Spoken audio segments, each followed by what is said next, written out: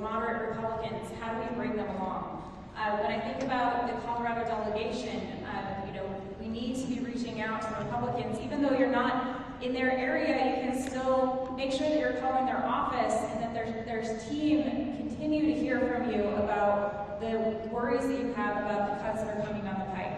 But it's not just their immoral budget proposal that's coming through that's going to hurt the most vulnerable kids, seniors, and families here in Colorado. It is also about the rising costs and what we're going to see in our economy with a 30 to 40% likelihood of a recession now because of Trump's irrational and immoral and terrible tariffs that are going to be hitting all of us in our pocketbooks.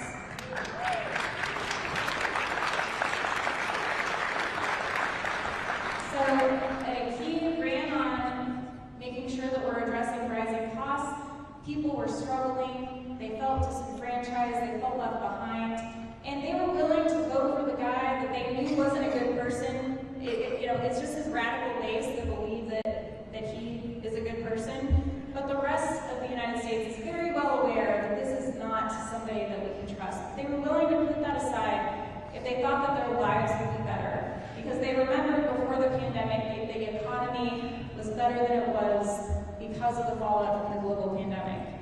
And so the opportunity that we have now, unfortunately, he's crashing our economy right now. And not only are we going to have the most vulnerable people made hurt because of their benefits being taken away, we're also going to see terrible economic consequences here. So when people start to wake up, when they start feeling the pain,